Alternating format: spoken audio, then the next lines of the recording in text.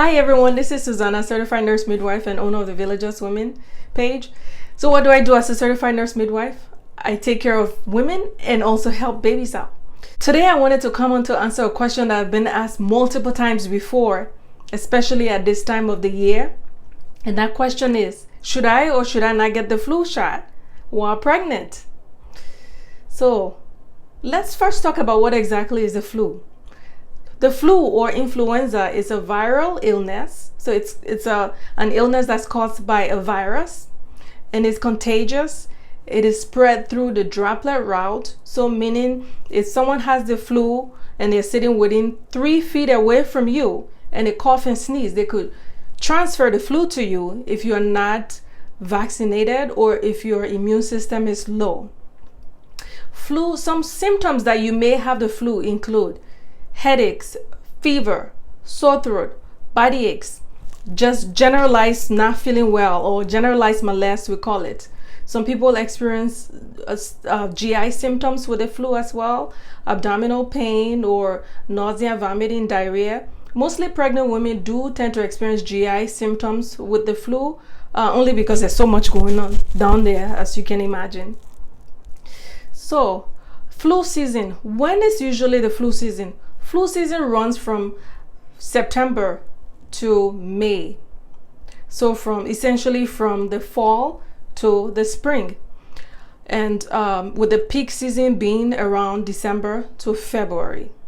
So usually around December, between December, January, February, is when we see high rates or high incidence or high influx of flu, people with the flu in the hospitals. So what are my recommendations for the flu vaccine? I highly recommend the flu vaccine in support of the CDC recommendations. So CDC does recommend that people who are in high risk category, that everyone, by the way, everyone should vaccinate themselves against the flu, especially if you're in a high risk category.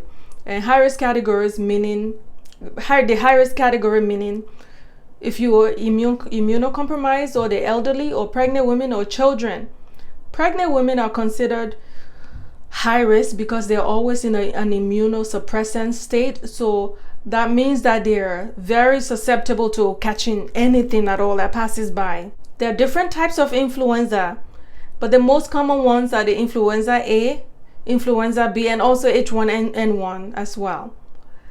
The vaccine that's available covers about 4 strains. It's called the quadrivalent vaccine. It covers about 4 strains of flu.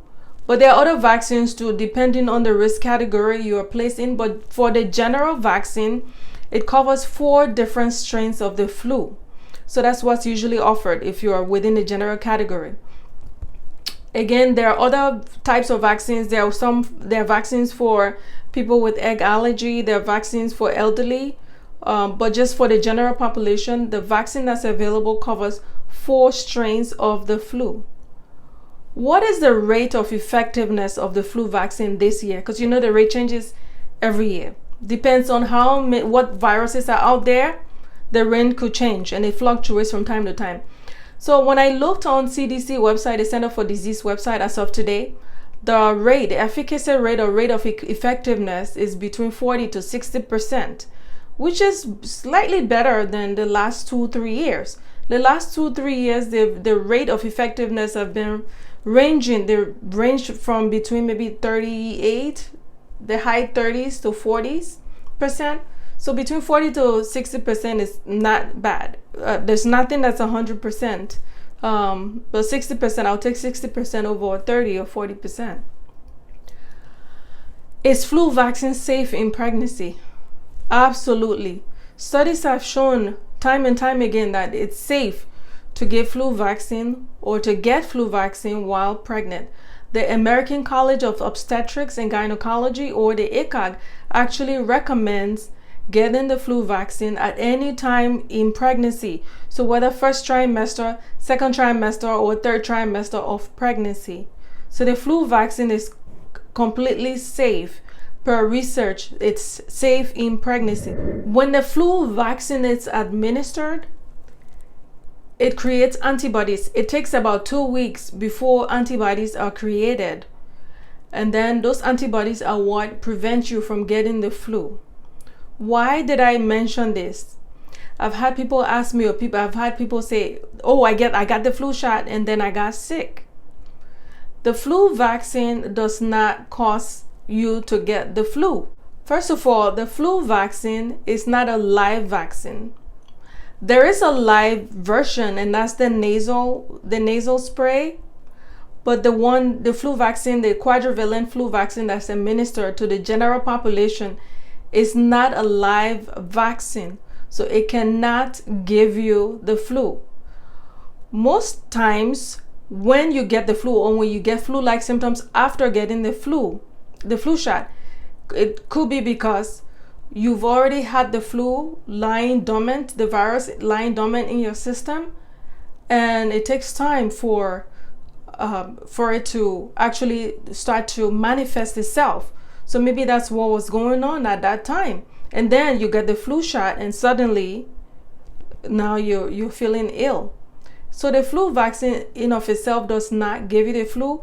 It only covers just a very limited strains of the virus. It takes about 2 weeks for your body to produce immune response to the vaccine. So if you get the vaccine and then you get the flu, you're exposed to the flu and you get the flu, and then it takes 2 weeks for the vaccine to start to work, you might feel like it's a vaccine that caused the flu, because it does take some time before your body produces that immune reaction or antibodies to the flu. So if you get the flu shot and the strains that you are given are not the strains that you are exposed to, there's still a possibility that you could get the flu, because you are not protected by the vaccine that you were given. It doesn't mean that the vaccine gave you the flu. It just means that you got another strain of the flu that wasn't protected by the vaccine.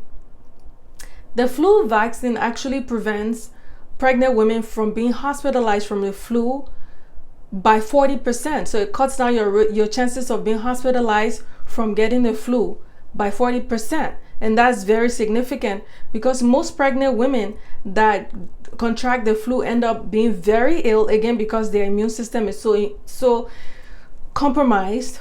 So they tend to get very ill. There's some that would require hospitalization. So yeah, 40% risk reduction is pretty good.